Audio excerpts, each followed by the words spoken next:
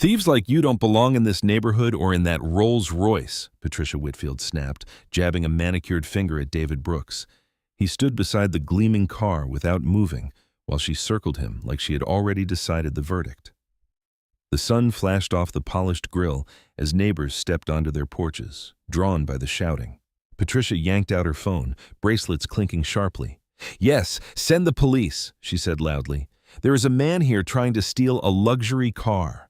A patrol car rolled into the cul-de-sac and two officers stepped out, their eyes moving between the furious woman and the calm stranger beside the Rolls-Royce. Patricia rushed toward them, loudly accusing David of being a thief.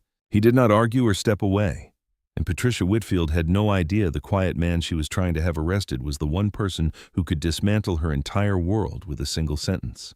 The gleaming white Rolls-Royce purred to a stop along the immaculate curb of Elmwood Court in a quiet suburban neighborhood. David Brooks settled the vehicle into park, its pristine finish catching the sun. He had arrived early for the strategy meeting, as was his habit. Preparation and precision had served him well over decades of building his company from nothing. The tree-lined street stretched before him, a picture of suburban perfection.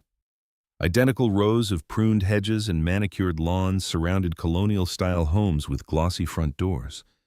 David adjusted his dark suit jacket and reached for his leather portfolio, ready to review the acquisition documents one final time before the discussion.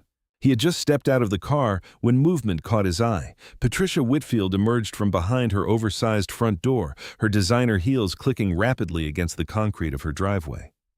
Her face was already twisted with suspicion and anger as she approached, designer handbags swinging from her arm. "What do you think you're doing?" she demanded, her voice sharp enough to slice through the quiet street. "Whose car is that?" David turned toward her slowly, maintaining his composed demeanor. "Good morning, Mrs. Whitfield. I am David Brooks. I'm here early for our scheduled meeting this afternoon." "That car—" Patricia cut him off, jabbing a manicured finger toward the Rolls-Royce. "Where did you get it? Who does it belong to? As I was saying, I am David Brooks. The car belongs to me," he replied evenly, reaching for his briefcase where his documentation was stored. Patricia let out a harsh laugh. "Oh, please, you expect me to believe that, in this neighborhood?" She took another step forward, her voice rising. "I want to know right now whose car you have stolen and why you are lurking outside my house." Movement flickered in nearby windows. A woman walking her small dog across the street slowed her pace, openly staring. Two houses down, a man paused while watering his flowers, garden hose forgotten in his hand. "Mrs. Whitfield," David said carefully, his tone remaining professional despite the growing audience. "I understand your concern, but I assure you—" "Do not dare patronize me," Patricia snapped, her voice echoing off the brick facades. "I know every person who belongs in this neighborhood, and you most certainly do not." She emphasized the last words with clear disdain, looking him up and down as if his tailored suit meant nothing. More neighbors appeared. A teenage boy stopped his bike at the corner. An older couple emerged onto their front porch, whispering to each other. The quiet street had become an impromptu theater, with Patricia playing to her growing audience. "I have lived here for many years," she announced loud enough for everyone to hear. "And I know what kind of people drive these kinds of cars." She gestured dismissively toward David. "And they do not look like you." David felt the familiar weight of these moments settle across his shoulders. He had faced them before in college, in boardrooms, in country clubs. The constant requirement to prove his right to occupy spaces others took for granted. He kept his expression neutral, even as he noted curtains twitching in nearly every house on the street. "Mrs. Whitfield, I have all the documentation for the vehicle right here," he began, maintaining eye contact, as well as the meeting confirmation from your husband's office. "If you will allow me to—" "Oh, I am sure you have documentation," Patricia interrupted with a sneer. "I'm sure you have all sorts of papers, but that does not explain why you are hanging around our homes in the middle of the day when everyone is at work." A small crowd had gathered now, maintaining what they probably thought was a discreet distance. Some had phones out recording the confrontation. The sun beat down on the scene, harsh and revealing as Patricia continued her public performance of outrage. "This is exactly what is wrong with society today," she declared to her audience. "People thinking they can just walk into decent neighborhoods and take whatever they want.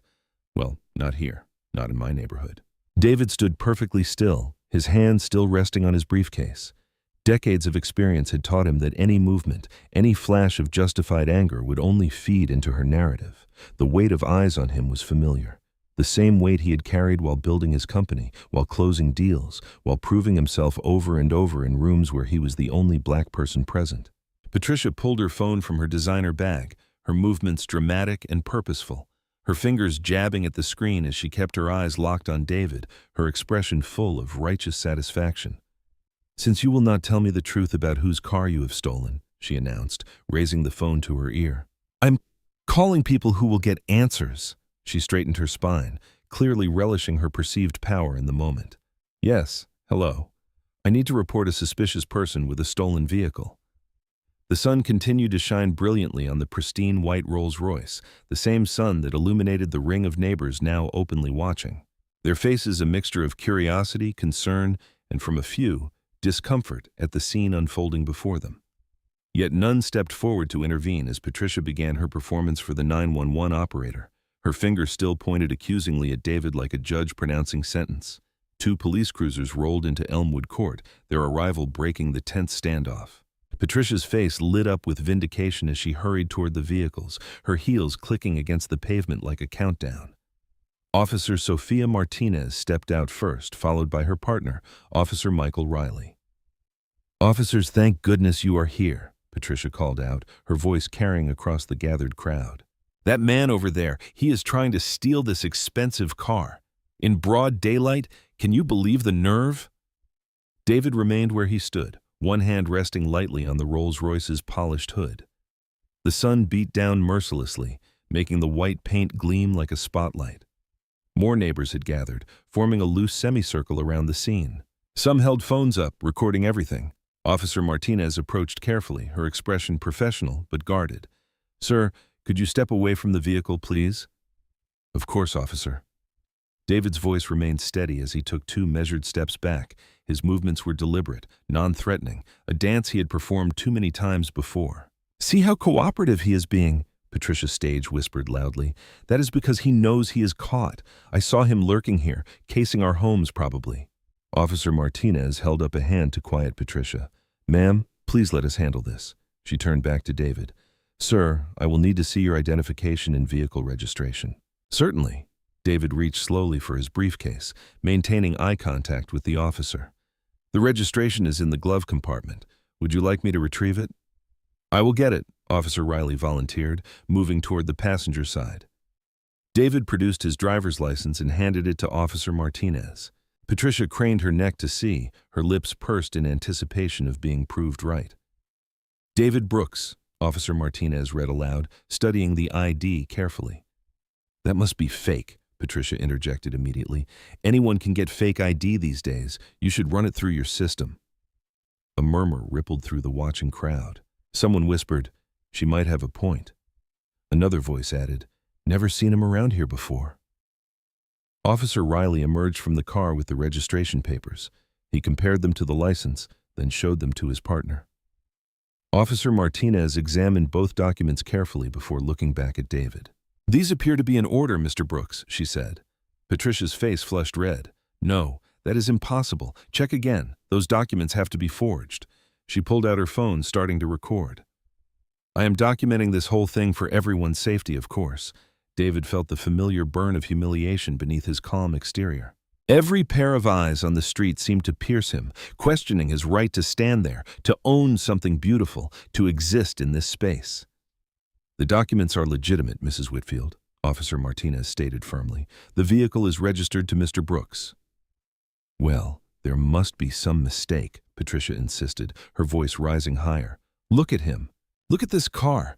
Do you really think someone like him could afford a Rolls-Royce?"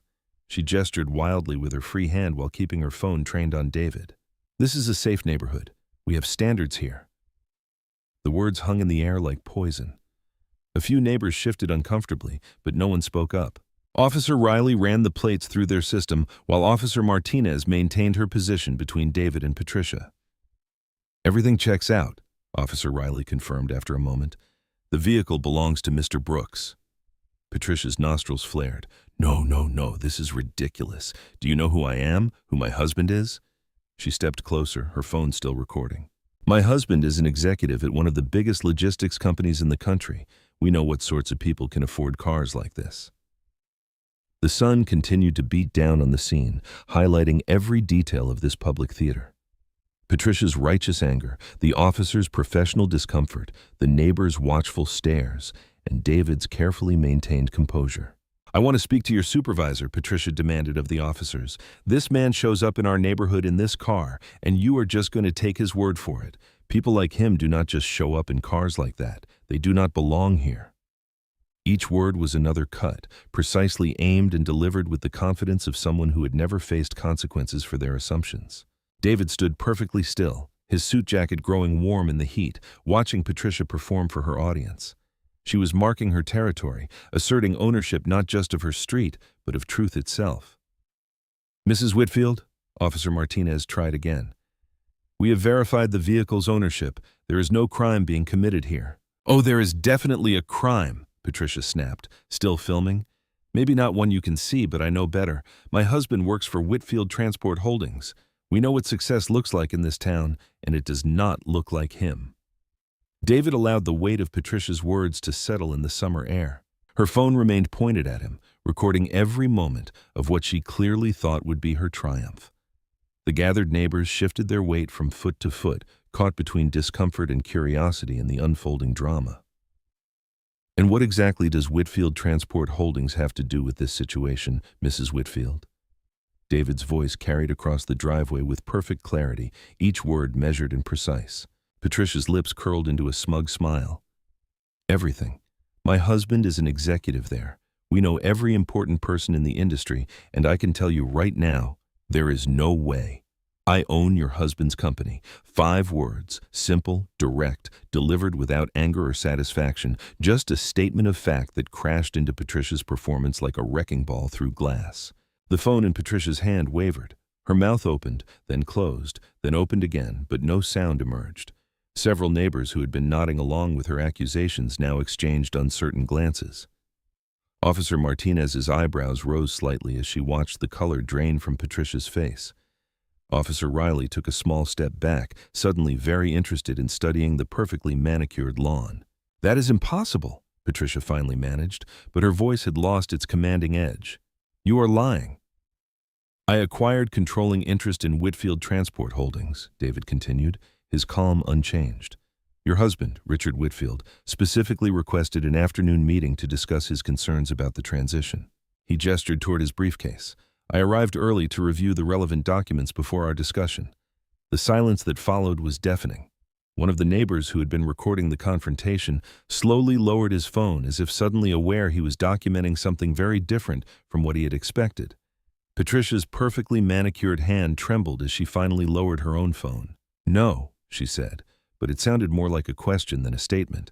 "No, Richard would have told me if—" "Perhaps," David said quietly, "there are many things your husband has not told you." The watching crowd had grown painfully still. Even the birds seemed to have stopped singing, as if nature itself was holding its breath. Officer Martinez cleared her throat softly. "Mr. Brooks, would you like to press any charges regarding this incident?" she asked, her tone professional, but with an undercurrent of something else. "Perhaps respect? Perhaps amusement." "That will not be necessary, officer," David replied.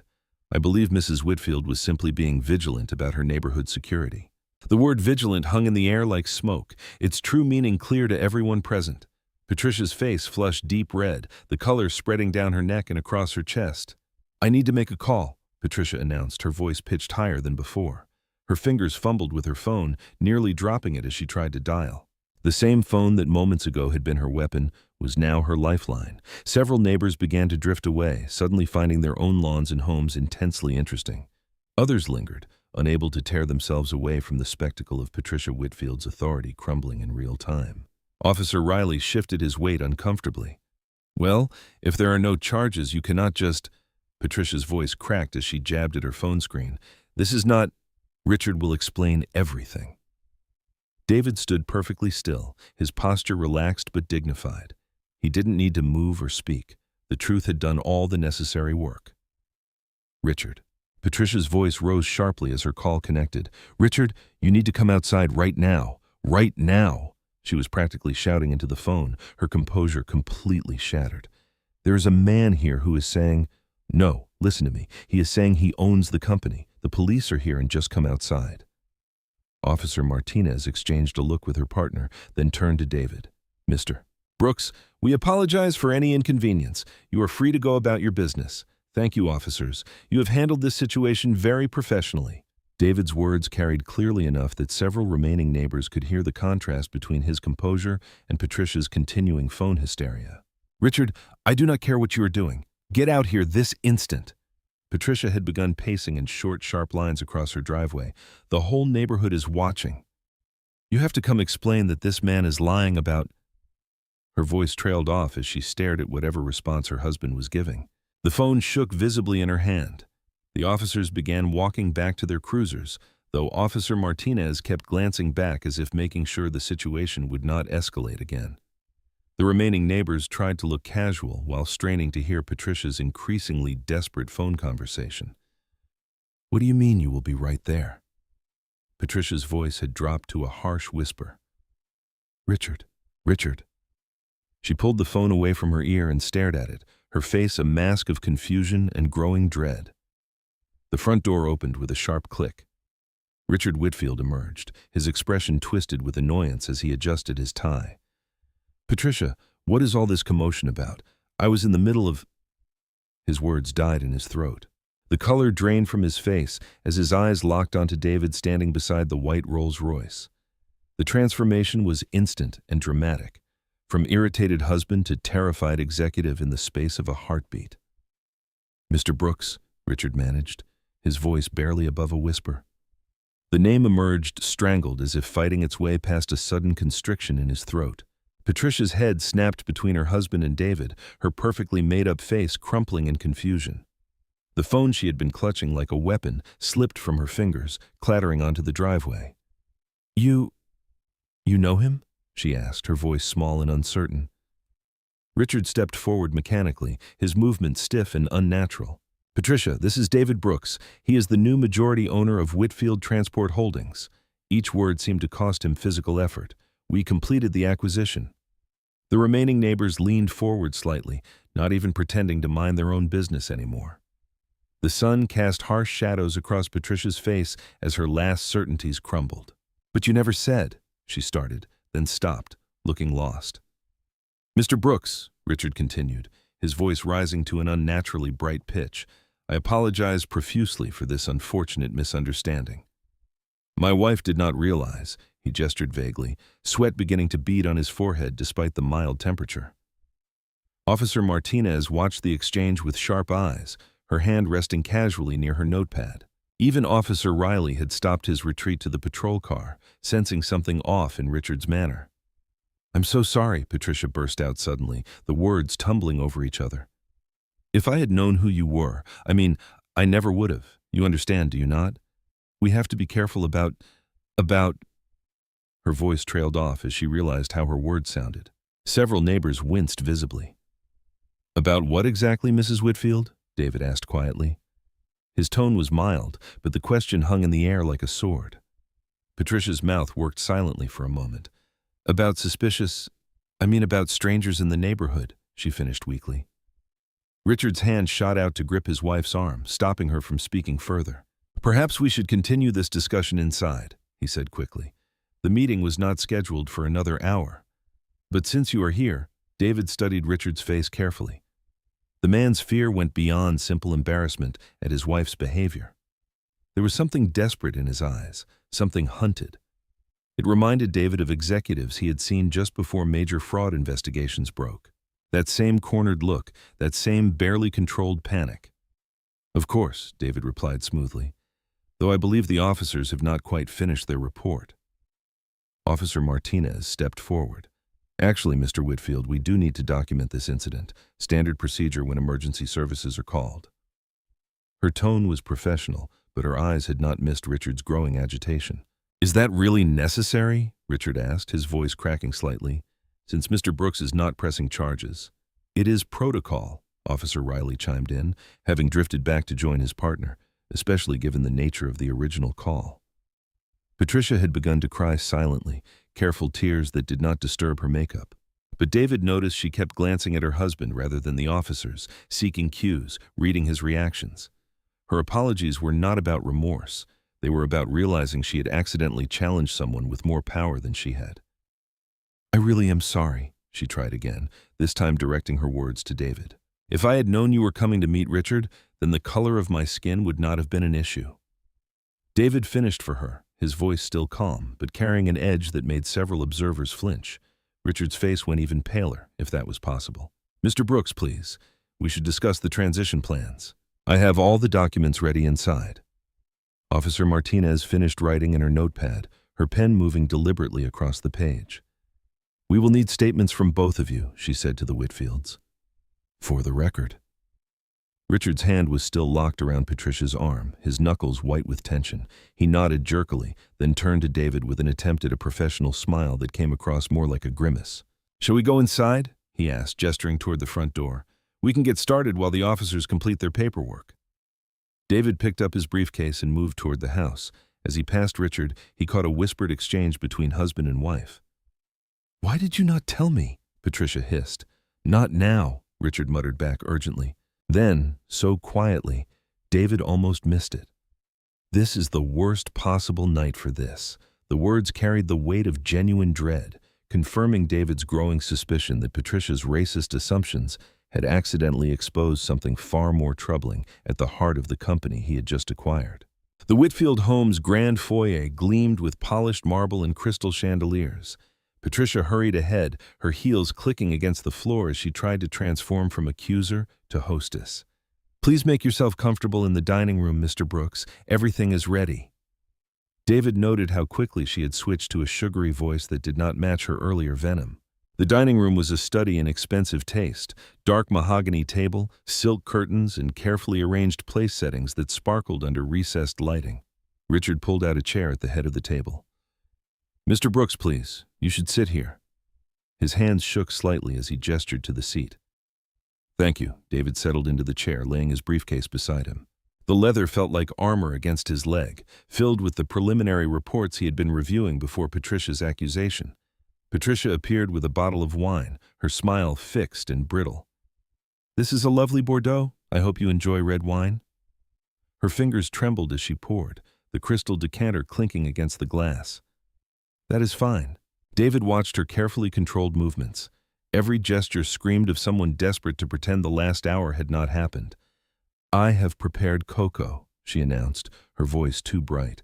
"It is a family recipe." She disappeared into the kitchen, leaving behind a cloud of expensive perfume and nervous energy. Richard spread papers across his end of the table, talking rapidly about quarterly projections. "As you can see, our recent numbers are quite strong. The merger transition has been smoother than expected in most departments." "Most departments." David picked up the subtle qualifier. "Minor adjustment issues, nothing unusual for an acquisition of this size." Richard's answer came too quickly, too smoothly. Patricia returned with steaming plates, setting them down with exaggerated care. The food was artfully arranged, but David noticed how her hand shook as she placed his plate, as if the mere act of serving him challenged everything she believed about the proper order of things. "I hope everything is to your satisfaction," she said, sinking into her chair. Her perfect posture could not hide how she perched on the edge of her seat like a bird ready to flee. David took a small bite, then turned back to Richard. "I noticed some concerning patterns in the preliminary reports, several discrimination complaints recently. All dismissed without investigation." Richard's fork clattered against his plate. "Those were thoroughly reviewed by HR standard procedure. The same HR department that has not promoted a single minority employee above middle management over the years." David kept his tone mild, but the question landed like a stone in still water. Patricia's knife scraped across her plate with a sharp sound. "Well, one has to consider fit," she said, apparently unable to help herself. "Company culture is so important, Patricia." Richard's warning came too late. "I only mean," she continued, wineglass halfway to her lips, "that some people simply are not suited to certain positions. It is about maintaining standards." "Standards?" David let the word hang in the air, like assuming a black man in a Rolls-Royce must be a thief. The silence that followed was absolute. Patricia's face flushed red, then pale. Richard jumped in, shuffling more papers. About those contract negotiations you mentioned earlier. I have the full breakdown here. I also noticed several major accounts were lost recently, David continued, ignoring the attempt at deflection. All minority-owned businesses, all with excellent payment histories.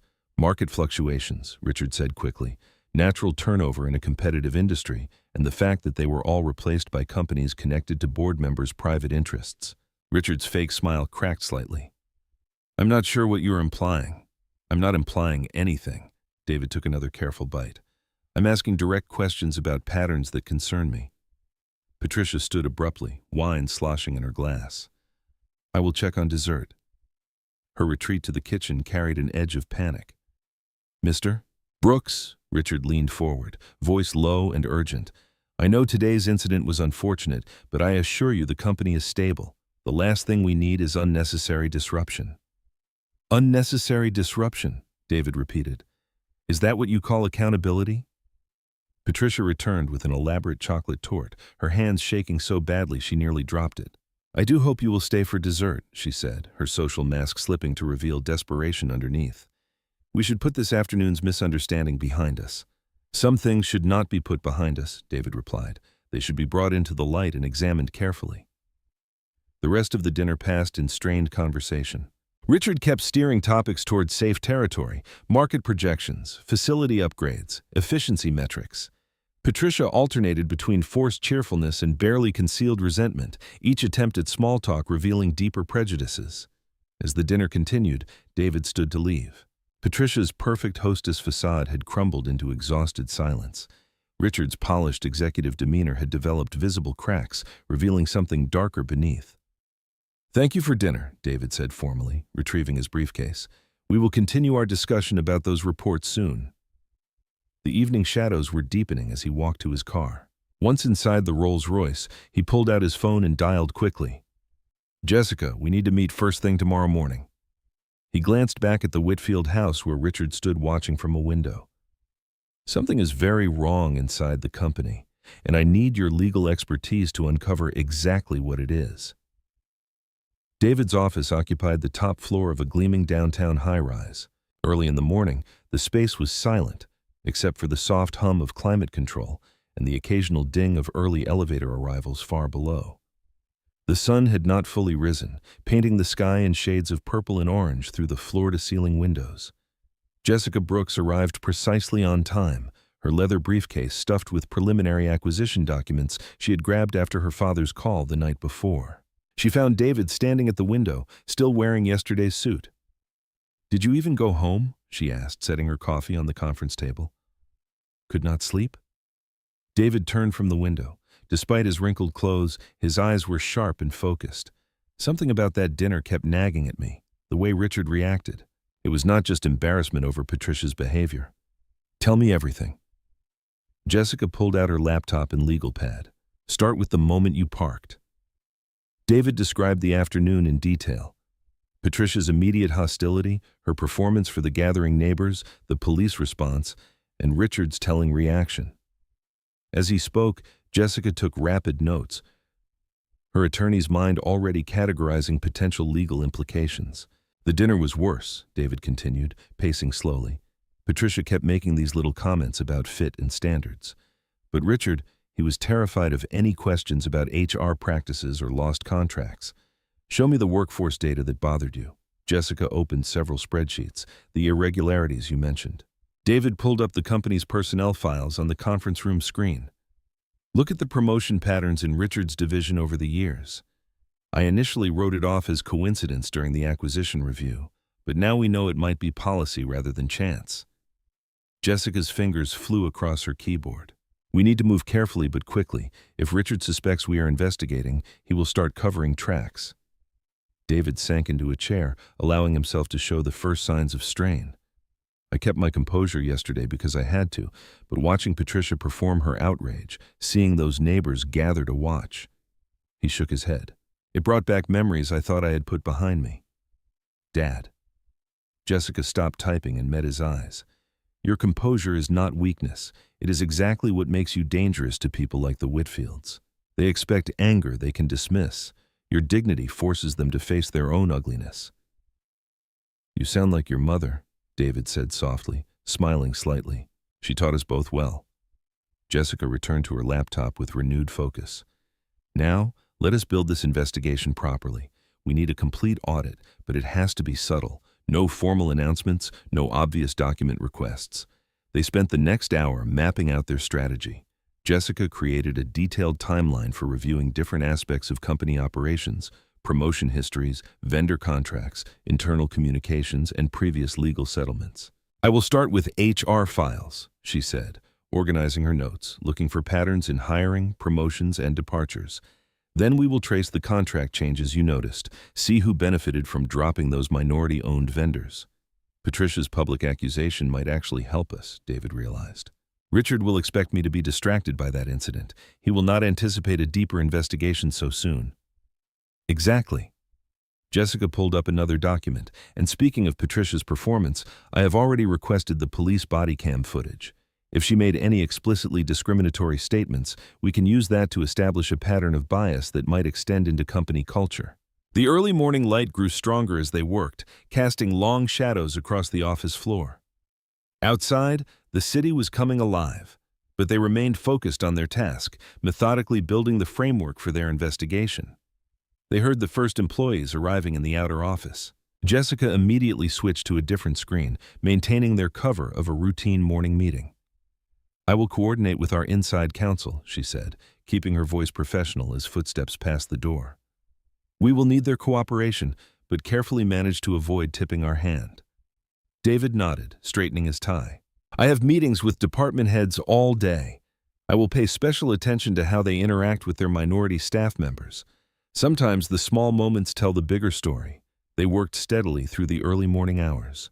Later that morning, Jessica suddenly sat up straighter, her eyes locked on her screen. Dad, she said quietly, look at this promotion record from Richard's division. David moved to look over her shoulder. The spreadsheet showed a clear pattern. Qualified black employees repeatedly passed over for advancement, their positions filled by less experienced white candidates. Marcus Thompson, Jessica pointed to one name, MBA from Wharton. 8 years with the company, consistently excellent performance reviews, passed over 4 times for promotion to regional manager. Each time the position went to someone with half his experience. And there are more like this? David asked, though he already knew the answer. Many more, Jessica confirmed, scrolling through the data. This is not coincidence, Dad. This is systematic.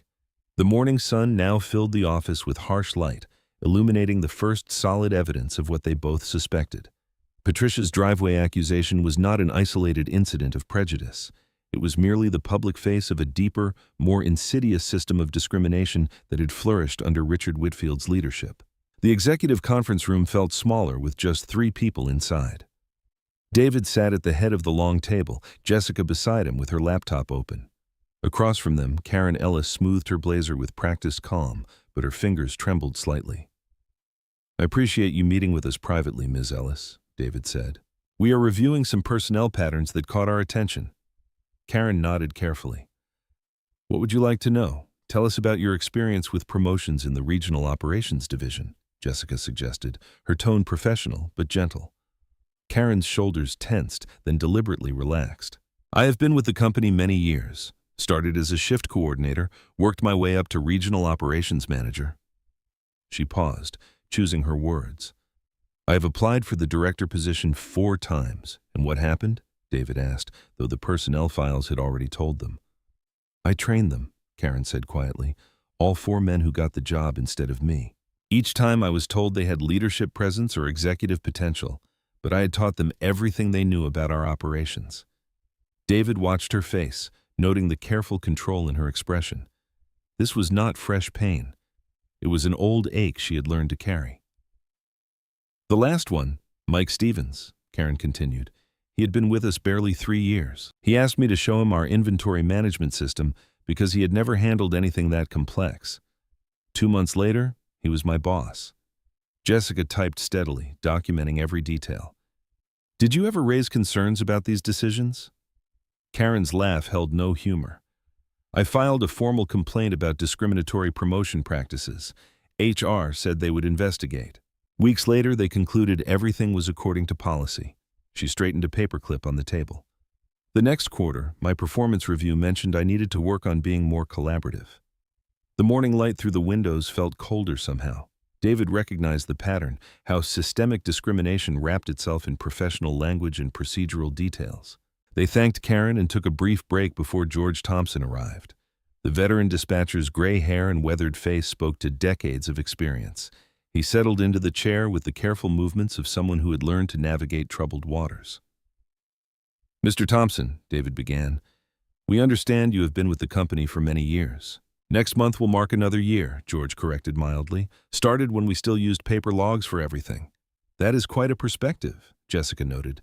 "You must have seen a lot of changes. Some things change."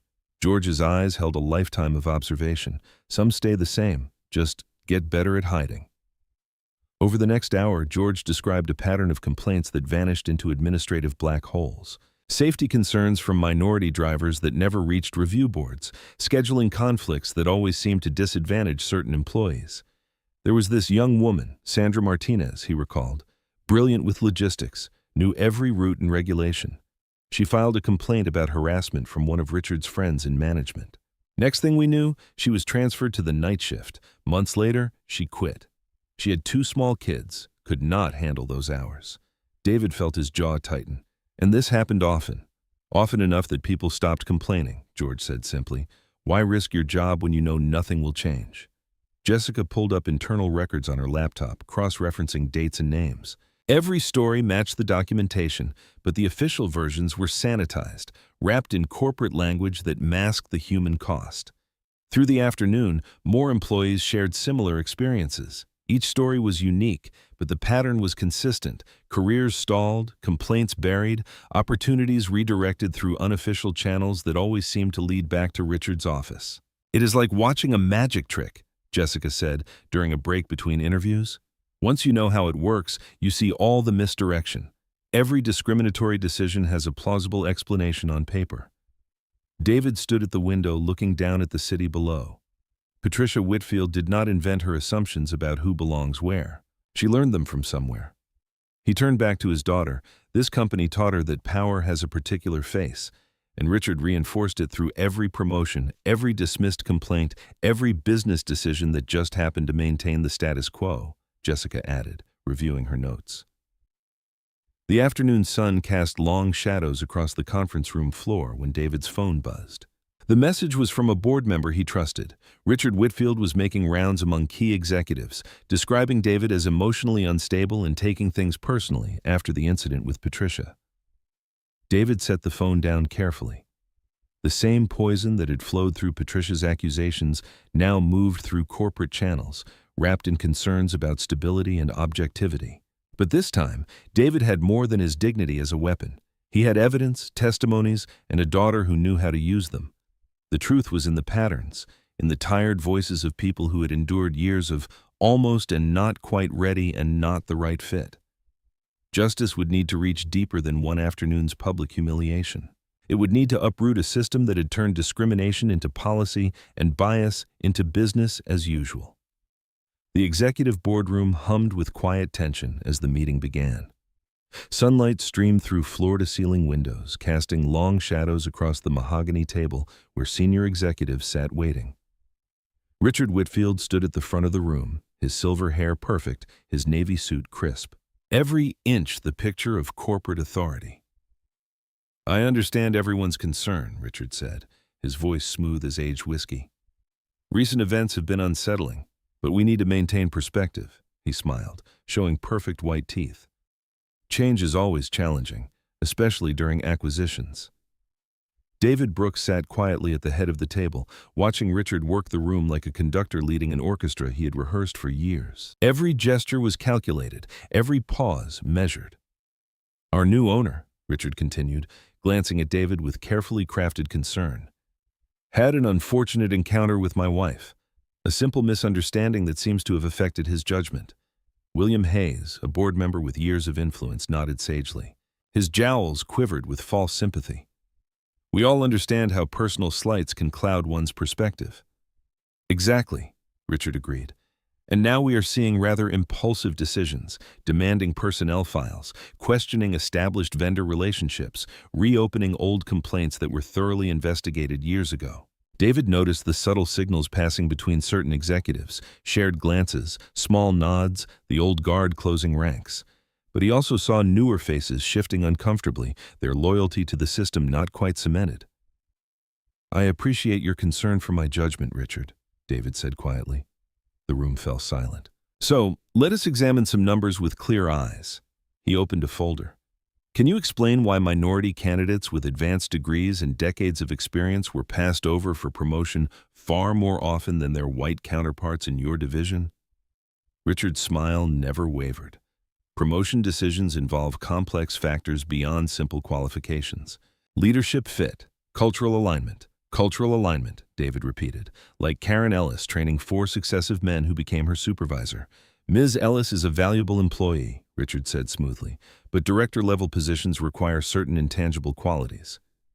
William Hayes cleared his throat. "We have always maintained high standards for leadership roles, standards that have served this company well."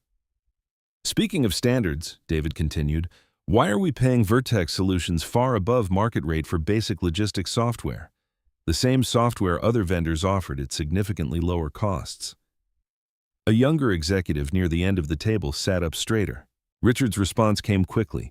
"Vertex's proprietary features justify the premium. Their track record includes lawsuits for contract fraud," David interrupted, "and their CEO plays golf with you every Sunday." The room temperature seemed to drop. Richard's polish cracked slightly, a tightening around the eyes, tension in his jaw. "I am concerned that personal grievances are being transformed into baseless accusations. Then let us base them on facts," David said. "Where are the internal review files for complaints filed in recent years? Human Resources shows them as submitted for executive review, but they never reached final documentation." "Administrative oversights happen in any large organization," William offered quickly, "especially during disruptions. Interesting that these particular oversights affected every discrimination complaint filed during that period," David noted, while other HR paperwork processed normally. Richard stepped forward, his voice hardening beneath its professional veneer. "Mr. Brooks, if you are suggesting impropriety—" "I'm not suggesting anything," David said. "I'm asking direct questions about documented patterns that coincidentally benefited certain executives while disadvantaging others based on very specific characteristics." The room divided itself in subtle ways. Some executives stared at their laptops, avoiding eye contact. Others sat straighter, watching the exchange with new interest. A few glanced nervously at Richard like courtiers gauging which way power was flowing. "Perhaps we should table this discussion," William suggested, "until emotions are less charged." "My emotions are perfectly steady," David replied. "Which is why I can clearly see the difference between a misunderstanding and a methodology. One happens by accident, the other happens by design." Richard's smile had become a mask stretched thin over growing fear. "We have built this company's success on proven leadership principles." "You have built it on buried complaints and inflated contracts," David corrected. "On qualified people pushed aside because they did not fit your image of authority. That ends now." The afternoon sun had shifted, throwing Richard's shadow long across the boardroom floor. His polished exterior could not quite hide the calculation behind his eyes, as he realized this was not a man he could simply maneuver around. "I move that we adjourn for today," William announced quickly. "Give everyone time to review the concerns raised." The meeting dispersed in clusters of whispered conversations and worried glances. Richard departed with his usual measured stride, but his neck was flushed red above his collar. David remained seated, watching the power dynamics shift like weather patterns across the room. As evening approached, his phone buzzed with a message from his daughter. A staff assistant had called their office, worried about conversations she had overheard. Patricia Whitfield was busy at the Pine Ridge Country Club, telling anyone who would listen about her terrifying encounter with an aggressive man who was threatening her husband's company. The poison was spreading through social channels while Richard worked the corporate angles. David set down his phone. The battlefield had expanded beyond the boardroom, but that didn't change his strategy. Truth could be twisted, but facts left paper trails, and he had only begun to follow them.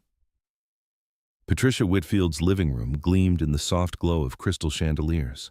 8 women perched on cream-colored sofas, wine glasses held delicately as Patricia dabbed at her eyes with a monogrammed handkerchief. "I was terrified," she said, her voice trembling. Standing there alone, confronting this man who appeared from nowhere in our peaceful neighborhood. She took a steadying sip of Chardonnay. If the police had not arrived when they did, Patricia Morgan, president of the Pine Ridge Women's Association, reached over to pat Patricia's knee. "You poor thing. How absolutely dreadful." "The worst part," Patricia continued, setting her glass down on the marble coffee table, "is how he is now using his position to target Richard, making wild accusations, demanding investigations." She lowered her voice. "All because I dared to question why he was lurking near our home." The women exchanged knowing looks.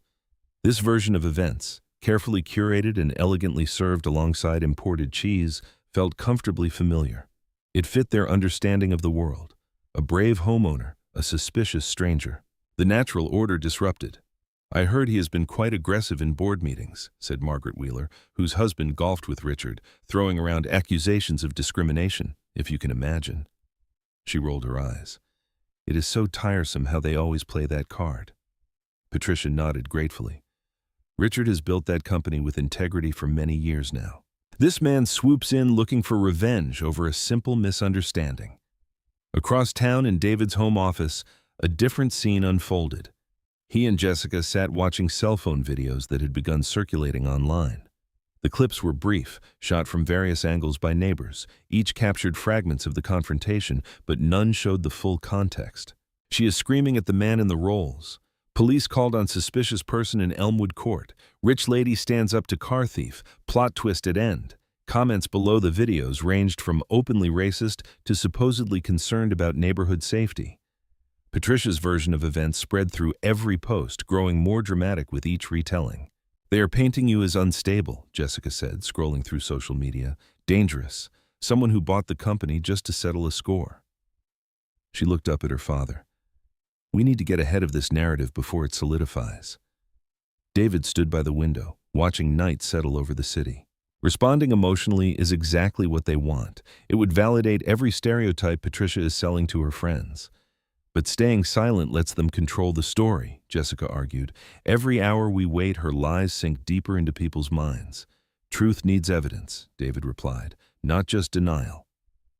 His phone buzzed with another message, this time from a country club member apologetically canceling their regular Saturday golf game. The excuse was polite, carefully worded, but the meaning was clear. Patricia's campaign was working. "They are trying to isolate you socially while Richard undermines you professionally," Jessica said. "It is a coordinated attack." David nodded. "Because they understand power is not just about position. It is about belonging. They are telling everyone I do not belong in their world, not in their neighborhood, not in their company, not in their social circles." Back at the Whitfield home, Patricia's performance reached its crescendo. "I feel unsafe in my own home," she whispered, voice breaking perfectly. "Richard says he is becoming obsessed with finding ways to punish us, demanding private files, questioning longtime executives." She gestured helplessly. "All because I tried to protect our community." "You are absolutely right to be suspicious," Patricia assured her. "We have to be vigilant these days. Standards are dropping everywhere." The other women murmured agreement. They had heard similar stories at other garden parties, charity luncheons, club gatherings. Stories that always ended with their way of life under threat from outsiders who did not appreciate their values. "We are all behind you, Patricia," Margaret declared. "The whole community knows what kind of people you and Richard are." In David's office, Jessica's laptop chimed with an incoming email. She had been running automated searches through company servers, looking for patterns in internal communications. Her eyes widened as she read. "Dad," she said, "look at this thread between Richard and the Vertex Solutions CEO. They are discussing special considerations for contract approval. The dates match those inflated software purchases exactly." David moved to read over her shoulder. More emails appeared. Documentation of vendor meetings that never happened, altered bid comparisons, buried competitor proposals. "The technical terms are vague," Jessica continued, "but the payment patterns are clear. They are routing extra fees through shell companies tied to board members. Cross-reference those companies with William Hayes's financial disclosures," David instructed. Patricia's wine gathering was winding down, her friends departing with hugs and assurances of support. Each would spread her story further, adding their own embellishments, building a wall of polite disbelief around any truth that might threaten their carefully maintained reality. But in David's office, reality was assembling itself in electronic paper trails and financial records. Jessica's computer hummed as it compiled years of hidden transactions and buried decisions. The clock approached midnight. Spreadsheets filled with highlighted numbers glowed on Jessica's screen. She looked up at her father with fierce determination. "We have got them," she said. "These emails prove Richard's division has been manipulating contracts and hiding kickbacks for years. The board cannot ignore this level of documentation." The next morning arrived with deceptive promise. Jessica spread documents across the mahogany conference table in David's office, organizing evidence into clear categories. Red folders held promotion records showing qualified minority candidates consistently passed over. Blue folders contained vendor contracts with inflated costs. Green folders revealed Richard's electronic trail of questionable decisions. "The pattern is undeniable," Jessica said, tapping the neat stacks. "Years of systematic discrimination and financial manipulation, all flowing through Richard's division." David nodded, studying the executive summary she had prepared. "Clear enough for anyone willing to see it. That is the challenge." Jessica straightened her blazer, getting the board to actually look. They had called an emergency session, giving board members just enough notice to attend, but not enough time for Richard to mount a full defense. The strategy was surgical. Present evidence too solid to dismiss, force immediate action, and break the cycle of delay that protected corruption. By the time the boardroom began filling, William Hayes arrived first, his silver hair perfect, his disapproval evident in every movement. Other directors followed, some curious, some concerned, some clearly already aligned against any disruption to their comfortable system. Richard entered last, projecting calm confidence. He nodded to David as if the previous day's tension had never existed. "Quite a dramatic summons this morning." "The evidence warranted urgency," David replied evenly. Jessica distributed packets containing key documents carefully selected to demonstrate the scope of the problem without overwhelming detail. She remained standing, ready to walk the board through each section. "Before we begin," Richard interrupted smoothly, "I feel compelled to address the elephant in the room." He looked around the table with practiced concern. This sudden investigation, these accusations, they did not arise from routine oversight. They started immediately after an unfortunate incident at my home. William Hayes leaned forward. "What incident?" "A regrettable misunderstanding," Richard said. "My wife expressed concern about an unknown person near our property. She had no way of knowing it was our new owner. Mr. Brooks took understandable offense, but his response has become," he paused delicately, "disproportionate." "That is not accurate," David started. But Richard pressed on. Within hours of that encounter, he launched this aggressive investigation, demanded private files, questioned long-standing executives, all while making inflammatory accusations about discrimination. Richard spread his hands. "I respect Mr. Brooks's accomplishments, but we cannot let personal feelings override proper corporate governance." William Hayes nodded sagely. "Revenge is a poor basis for leadership decisions." "This has nothing to do with revenge," Jessica cut in. "The evidence speaks for itself. Page 3 shows clear patterns of promotional bias. Page 7 documents systematic contract manipulation, which Mr. Brooks only began investigating after my wife embarrassed him." Richard noted the curious timing. "Would not you say?" Other board members shifted uncomfortably. The narrative was taking hold, not because it was true, but because it felt safer than confronting years of institutional rot. "The timing is irrelevant," David said firmly. "These documents prove serious misconduct. They prove selective interpretation," William countered. "Any large company has complex personnel decisions and vendor relationships. Cherry-picking data to support a predetermined conclusion is dangerous, especially when motivated by personal grievance," Richard added. David watched his momentum crumbling. The truth lay exposed in those folders, but Richard had given the board permission to look away. They could dismiss justice as revenge, protect their comfortable world, and sleep easily believing they had acted responsibly. "I move we table this discussion pending a formal review process," William announced. "These are serious allegations that deserve proper procedure, not rushed judgment." "Second," another director quickly agreed. "We cannot delay action on clear evidence of misconduct," Jessica protested. We also cannot let emotion override proper governance, Richard replied smoothly. I welcome a thorough, balanced investigation through appropriate channels. The vote was quick and decisive, in favor of delay. Richard had transformed truth into a procedural inconvenience to be buried in committees and reviews. As the board members filed out, David's phone buzzed. A text from his assistant, reporter from Channel 8 News requesting comment on harassment allegations from Patricia Whitfield, claims you have used company position to intimidate her family after neighborhood incident. David showed the message to Jessica, her jaw tightened. They are not just deflecting the investigation, she said. They are attacking your credibility directly. Through the boardroom's glass walls, they watched Richard speaking quietly with William Hayes and 2 other directors. His posture radiated reasonable concern, a man sadly forced to defend proper corporate order against emotional excess. He has turned the truth into a weapon against itself, David observed, made exposing wrongdoing look like proof of poor judgment. We have the evidence, Jessica insisted. We just need to find a way past their comfortable blindness, David finished. They will bury facts in procedure because the truth threatens their world. We need something they cannot ignore or reframe. His phone buzzed again. More reporters asking about Patricia's claims. The story was spreading, carefully shaped to paint him as unstable and vindictive. In less than an hour, Richard had transformed clear evidence of corruption into a story about wounded pride and reckless retaliation. The evening news flickered across David's office wall. Channel 8's lead story showed Patricia Whitfield, perfectly composed in pearls and a cream blazer, describing her terrifying encounter with an aggressive stranger who turned out to be her husband's new boss.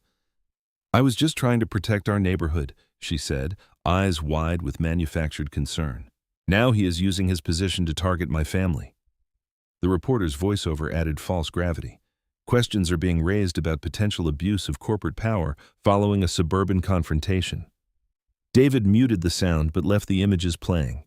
He needed to witness how easily truth could be twisted, how his decades of building something honest could be recast as menace by someone who knew how to perform victimhood. We need to respond, Jessica insisted, pacing the office. Let me draft a statement, show the investigation predates this incident, release the promotion data, and feed their narrative about vengeful retaliation. David shook his head. Richard would love nothing more than for us to look defensive right now, so we just let them spread lies. No, we wait for the right moment. The truth matters more than my pride.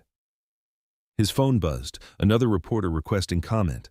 The story was spreading across local stations, each version slightly more sensational. Business publications were starting to pick it up too, framing it as a cautionary tale about post-acquisition tensions.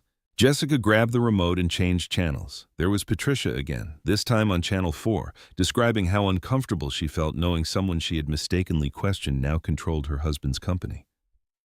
She is good, David admitted quietly. Notice how she never quite says I threatened her, just implies it. Leaves space for imagination to do the work. That is why we need to... A knock interrupted them. David's assistant stepped in. Officer Martinez is here. Says it is important. Sophia Martinez entered, still in uniform, but clearly off duty. She closed the door carefully before speaking. I have been watching the news coverage, she said. It does not match what I saw that day. David gestured for her to sit. How so? I cannot discuss everything officially yet, but I reviewed my body camera notes and incident report. Mrs. Whitfield made several statements to us that directly contradicted what we observed on scene, such as, she claimed you approached her property aggressively. Camera shows you never left the curb, said you refused to provide identification. We have clear footage of you immediately cooperating. Martinez paused. She also alleged you made threatening statements. The audio proves otherwise. That helps, Jessica said, but will it matter? Eventually. These things take time to process properly, but I wanted you to know. Some of us see what is happening here. After Martinez left, David stood at his office window, watching darkness settle over the city. The lights coming on in other buildings reminded him of all the people working late, trying to build something lasting in a world that could turn against them in an instant.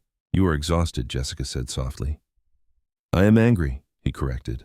Not at being accused. I've handled worse. I'm angry that somewhere in this company people are suffering under the same system that produced the Whitfields. Every day they come to work knowing merit matters less than maintaining comfortable lives. Then we keep fighting. We do. But tonight, he sank into his chair. Tonight I need to feel this, really feel what it costs to stand against people who have never had their right to exist questioned. Jessica squeezed his shoulder, understanding. She had seen him weather countless storms with unwavering dignity. But even mountains need moments to acknowledge the rain. The news channels kept running Patricia's interviews, social media amplified selected clips, comment sections filled with people who had never met him debating his character based on carefully edited fragments of truth. The loneliest part, he said after a long silence, is knowing how many people will choose comfort over justice. They will watch these stories and think there must be more to it because the alternative threatens their world. Their comfort is not our responsibility. No, but their victims are. Hours passed. Jessica worked quietly, building their case despite the setbacks. David reviewed quarterly reports, refusing to let scandal derail the actual work of running the company. Just past 11, Jessica's laptop chimed with a new email. The sender was Sarah Jenkins, a compliance analyst in Richard's division. The subject line read simply, "Evidence you need to see." The message itself was brief. "I cannot keep quiet anymore. I have documents Mr. Whitfield never meant anyone to find. Internal communications, deleted reports, real vendor numbers. Please, help make this right." Jessica looked up at David. "This could be—" "Do not say it yet," he cautioned. "We have had enough false summits today." But something in Sarah's words felt different. Not a promise of victory, just a reminder that even in systems built on polished lies, someone always knows the truth. And sometimes they find the courage to speak it. The next morning arrived with a gray drizzle that made the empty office building feel like a confessional. Sarah Jenkins sat ramrod straight in her chair, hands clasped tightly around a thick manila envelope. The overhead fluorescents had not even warmed up fully, casting strange shadows across the conference room. "Take your time," David said softly, noting how Sarah's fingers trembled. "You are safe here." Jessica placed a cup of coffee in front of Sarah, the gentle clink of ceramic breaking the tense silence. "We understand how difficult this must be." Sarah drew a shaky breath. "I have worked in compliance for many years. I thought maybe I was imagining things at first. Little irregularities, promotion reviews that did not add up, vendor contracts that seemed inflated." She pulled out a stack of papers, spreading them carefully across the table like pieces of a painful puzzle. "But then I started noticing patterns. Every time a minority employee filed a complaint, it would get routed through Mr. Whitfield's office, and somehow those files would always end up incomplete or missing key documentation." David picked up the first document, an email chain with multiple replies deliberately removed. But Sarah had preserved the original thread. In it, Richard discussed maintaining appropriate cultural alignment in senior positions, followed by thinly veiled instructions to find reasons to block specific promotions. "How long have you been collecting these?" Jessica asked, already taking detailed notes. "For years." Sarah's voice cracked slightly. "At first, I just started keeping copies because something felt wrong. Then I saw qualified people getting passed over again and again. Karen Ellis should have been regional director years ago. Marcus Thompson had perfect evaluations, but somehow never made it past middle management." She pulled out more papers, performance reviews with original high scores, later amended with vague concerns about leadership presence or organizational fit. "But this—" Sarah's hands shook as she removed a final printed email from her envelope. "This is what made me realize I could not stay quiet anymore." The message was dated shortly after the acquisition. Richard had written to William Hayes, "Need to clean house before the new owner starts digging where he should not. Too many loose ends in the quarterly reports. Get it to do another sweep of the servers." David read it twice, his expression unchanged, but his jaw tightening almost imperceptibly. "Did they know you had access to these communications?" Sarah shook her head. "I was supposed to be invisible. Just another analyst processing paperwork. They never thought anyone was watching." "What made you decide to come forward now?" Jessica asked gently. Sarah's fingers twisted together. "I saw Mrs. Whitfield on the news last night, playing the victim, twisting everything around. And I thought about all the real victims, the people whose careers were destroyed, whose lives were affected." She looked directly at David. "I could not bear the weight of knowing anymore." "Coming forward took tremendous courage," David said quietly. "I want you to know that we will protect you. Whatever happens next, your job is secure. It is not just about the job anymore." Sarah's voice strengthened slightly. I need to be able to look in the mirror again. Jessica began organizing the documents into clear categories: discrimination evidence, financial irregularities, deleted communications. Each piece alone was damaging. Together, they revealed years of systematic corruption. Some of these vendor contracts, Jessica noted, show clear inflation patterns. Always the same companies, always routed through Richard's department. He has personal connections with most of those vendors. Sarah confirmed: family, friends, golf partners. The real numbers are buried in secondary reports that never make it to final review. David studied a particularly telling email thread. This proves he knew exactly what he was doing. No ambiguity, no plausible deniability. The morning light grew stronger outside, but they remained focused on the evidence before them. Sarah explained each document's context, pointing out key names and dates. Her technical knowledge, combined with years of quiet observation, painted a devastating picture of power, abused and truth buried. "I should have spoken up sooner," Sarah said finally, exhaustion evident in her voice. "You spoke up when it mattered most," David assured her. "Sometimes courage takes time to build."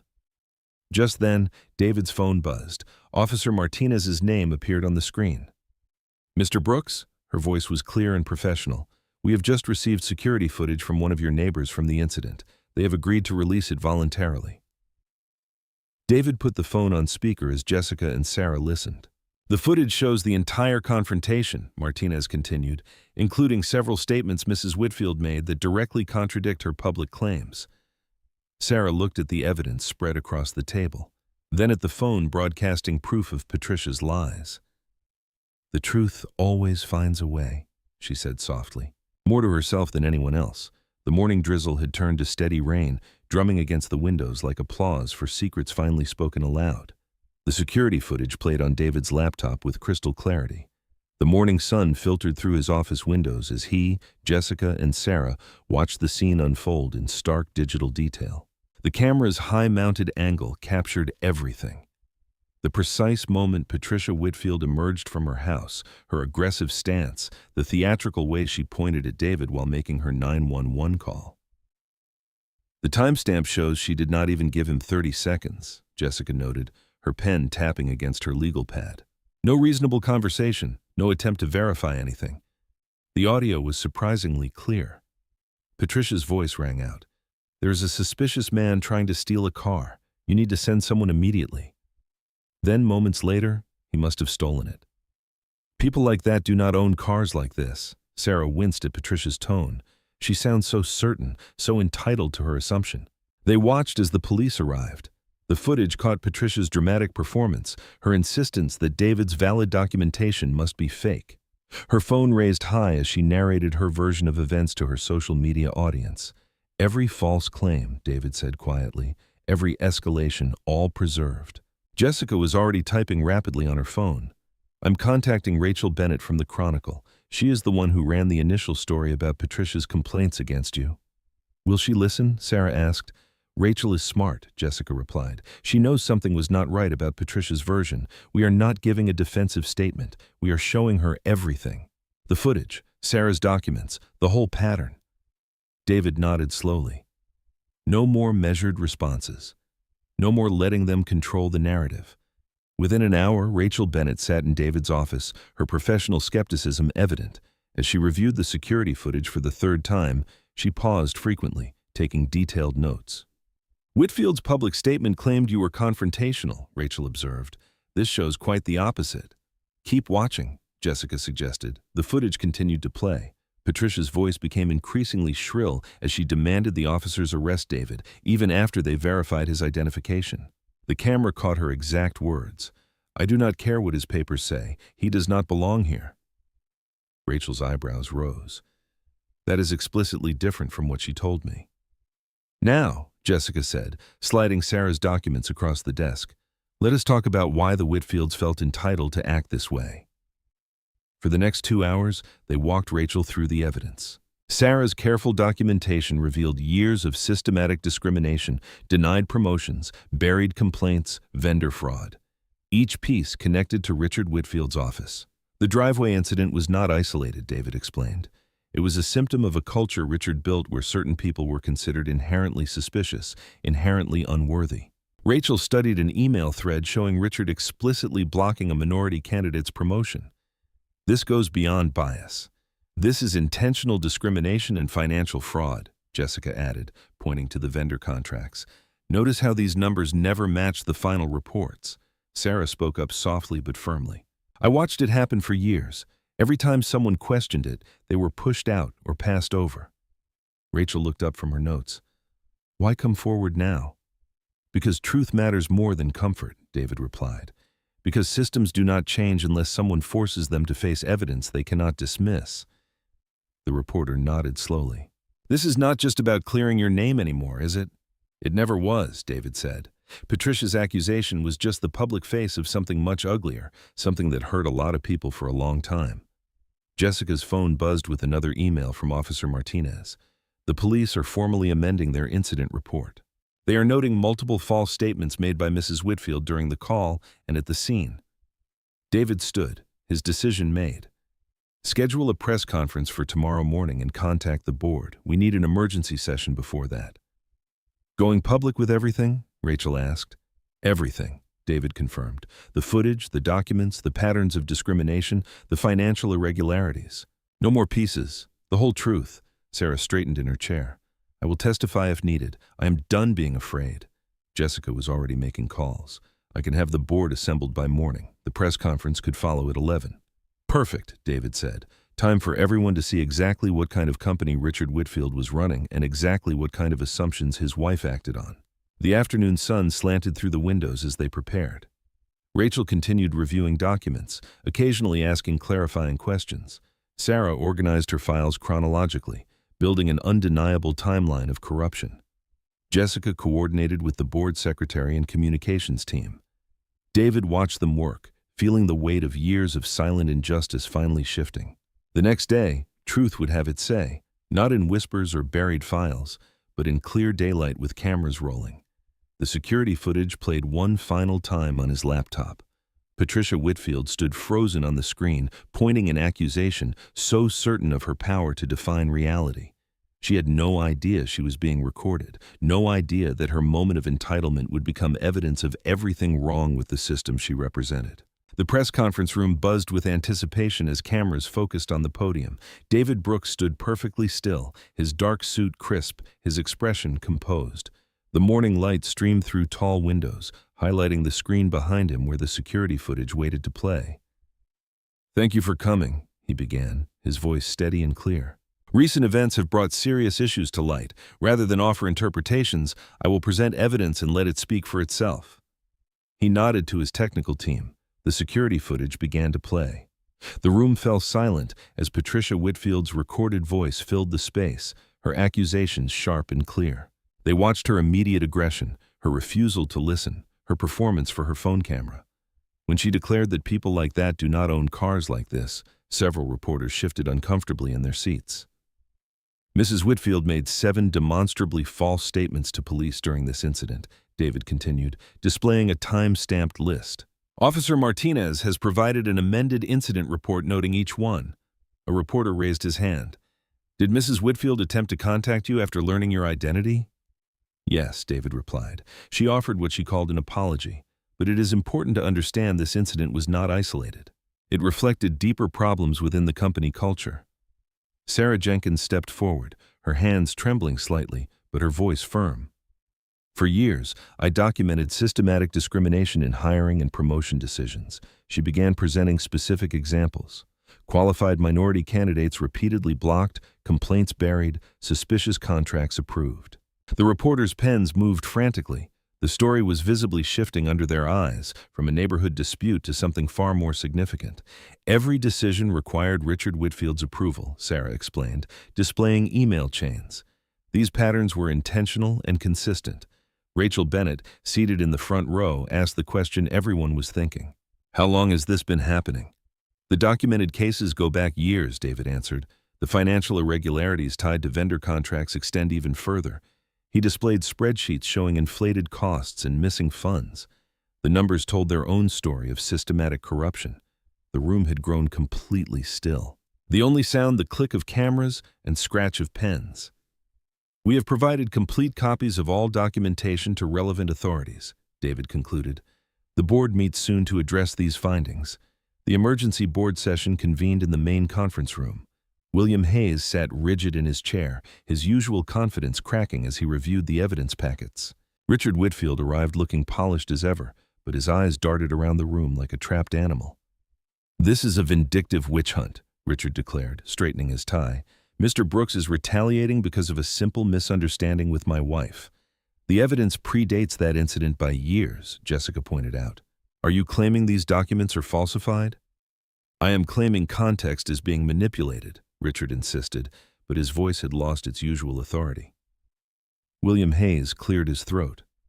"Perhaps we should take time to review. Every delay protected this behavior," David cut in. "Every review buried another complaint. That ends today." The boardroom door burst open. Patricia Whitfield stormed in, face flushed with anger. "You cannot do this to us. We built this company." "Mrs. Whitfield, this is a closed session," Jessica stated firmly. But Patricia was already realizing something had changed. The board members, who usually smiled at her, looked away. The room had no interest in her performance. Her social currency had suddenly become worthless. "All those in favor of immediate termination?"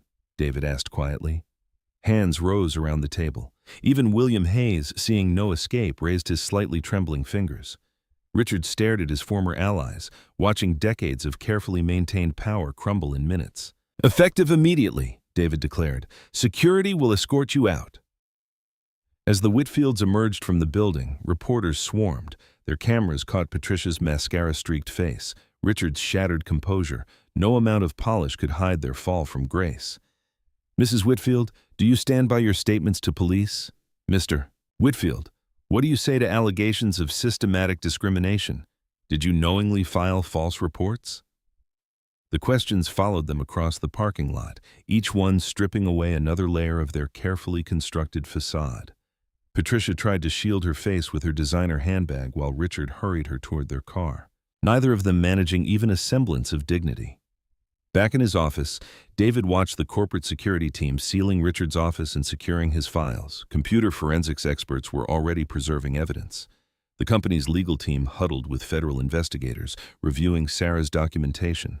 "The Financial Crimes Unit wants to interview you Monday," Jessica reported, entering with a stack of papers. "And 3 civil rights organizations have called about systematic discrimination cases." David nodded, but his mind was already moving beyond punishment.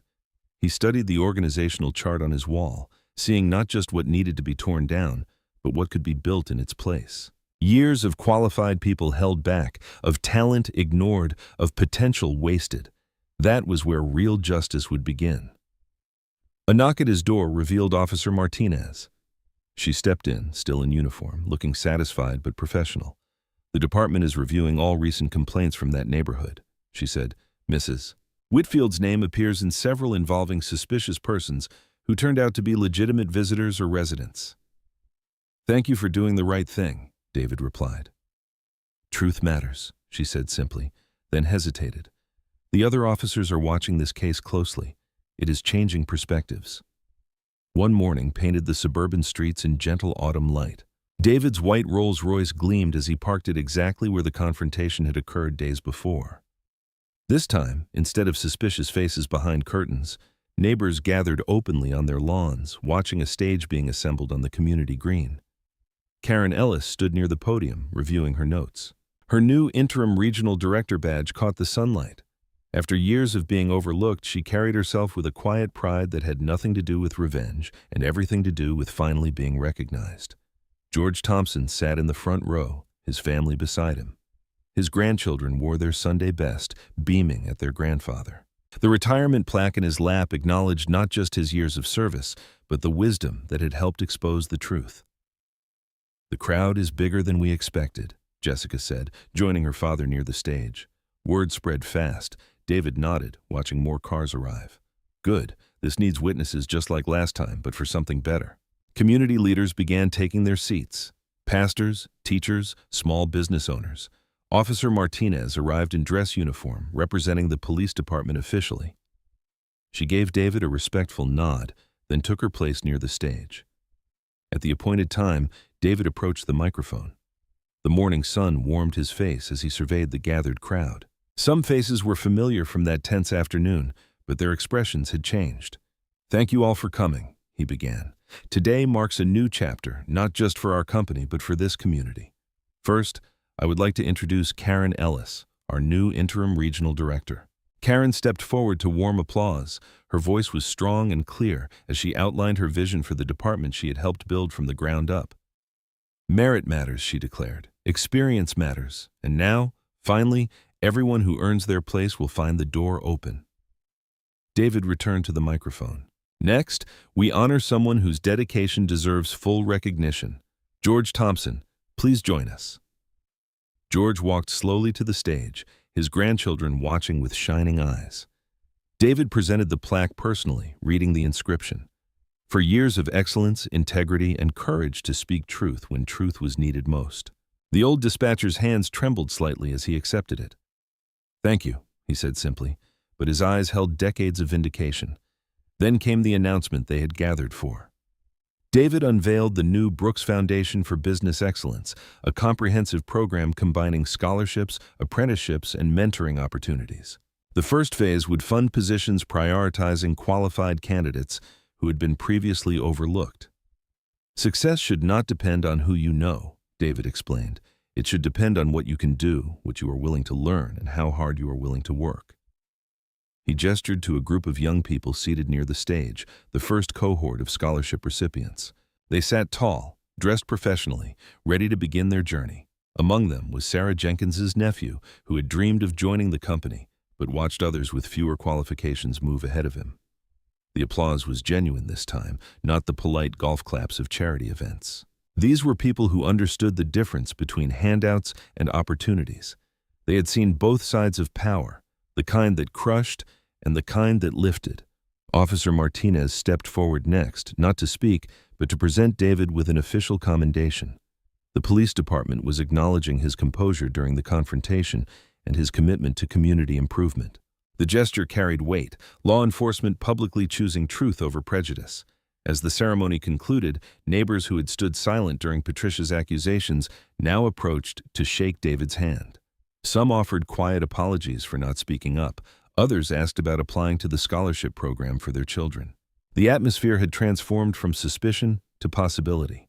Karen gathered her new team for a photo, her smile radiant. George's grandchildren ran across the grass, playing near the Rolls-Royce without a single worried glance from their parents. The car that had sparked such drama now seemed to belong exactly where it was parked. Notable in their absence were the Whitfields. Their house stood empty, shades drawn. Patricia's carefully cultivated social circle had evaporated.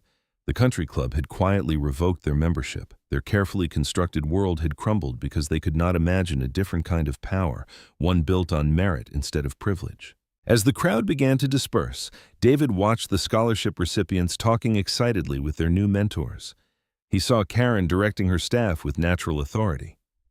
He noticed Officer Martinez chatting easily with community members who once would have viewed her with suspicion. The late afternoon sun caught the Rolls-Royce's hood ornament, sending bright reflections across the lawn. Jessica appeared at his side, carrying their briefcases. "Ready to go?" she asked. David took one last look at the scene, the mingling crowds, the discarded programs blowing across the grass, the stage being dismantled in the golden light. Everything that had happened here, both the ugly and the triumphant, had served a purpose. "Yes," he said simply, reaching for his car keys. "If you enjoyed the story, give it a like to support the channel and subscribe so you do not miss out on the next one." On the screen, I have picked 2 special stories just for you. Have a wonderful day. In the end, this powerful story reminds us of one of life's most profound lessons. True strength is never loud, flashy, or angry. It is quiet, steady, and rooted in dignity. David Brooks didn't raise his voice or lash out when falsely accused and humiliated in front of his neighbors. Instead, he stood calm and composed, letting the truth do its quiet but unstoppable work. His unwavering grace in the face of prejudice didn't just expose one woman's ugly assumptions. It uncovered years of hidden corruption, unfairness, and broken lives. The story teaches us that real power doesn't come from wealth, status, or the color of your skin.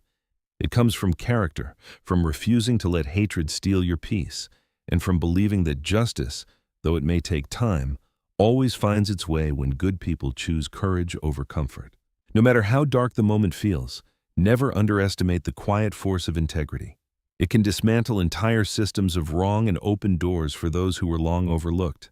If David's journey touched something deep inside you, if it made you reflect on the times you stayed silent or the times you chose dignity, please share your thoughts in the comments below. Which part moved you the most? Have you ever faced a similar moment of unfair judgment? I read every single comment and love hearing your stories. And if you want more heartfelt, life-changing stories like this one, make sure to hit that subscribe button and turn on notifications.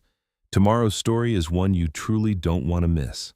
Thank you for being here. Your support means the world.